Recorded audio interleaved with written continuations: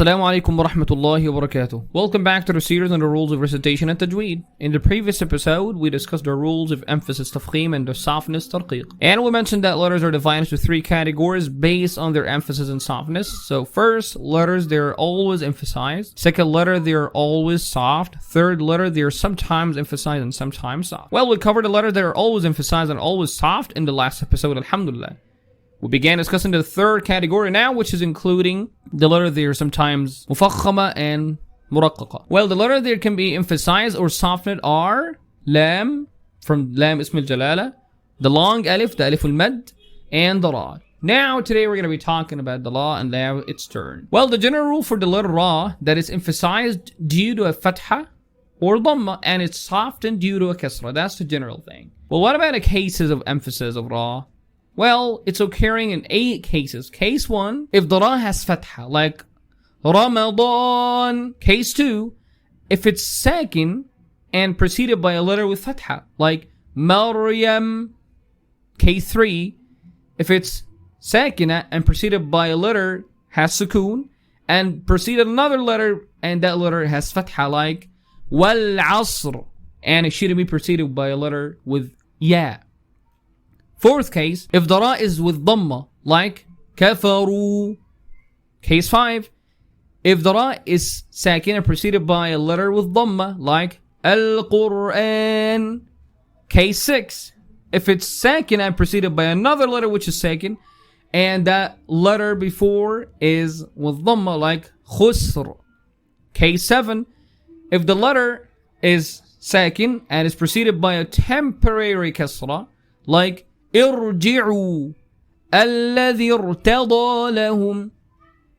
Case 8, if the ra is with sukoon and preceded by a kasra, but followed by a non-kasra letter of high elevation, isti'la letter in the same word, like wa irsada qirtas firqah. Well, what about the cases of softening? Well, they are occurring in 4 cases. Case 1, if it's with kasra, kareem.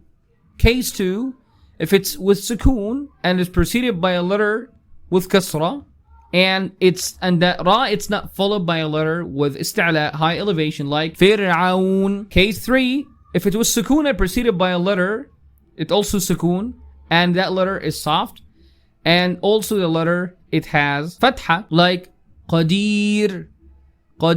So here the ra is before a ya and before a letter with fatha. Case 4, if it's sakin and preceded by a ya of lean, like khair, la dair. Well, the 2 cases where emphasis and softness are allowed in only 1 case, which is if the ra is with sukoon and preceded by a letter with kasra and followed by a letter with isti'la. And this is occurring only in 1 word in the Quran, which is firqa. Well, which is emphasis or softness are both allowed when connected. Well, for emphasis it's firqa, and softness, firq. However, in the case of stopping on firq, only emphasis should be applied. Case 2, if ra is with sukoon and preceded by a letter with sukoon and it has elevation isti'la, and that letter before it's basically, it's with sukoon, and that's occurring in 2 words in the Quran. The first is Misr, where stopping allows for both emphasis and softness. So in emphasis, Misr, and softness, Misr. And the second word is al-qitr, where stopping also allows for either options. Emphasis or softness, al-qitr. Conclusion. Eventually, we've covered all the cases now for the letter ra. We can summarize that rule for ra by starting its primarily emphasized and softness, these 4 specific cases. Wishing you all the best now. We now get back to the Quran and apply what you learned. Assalamu alaikum wa rahmatullahi wa barakatuh.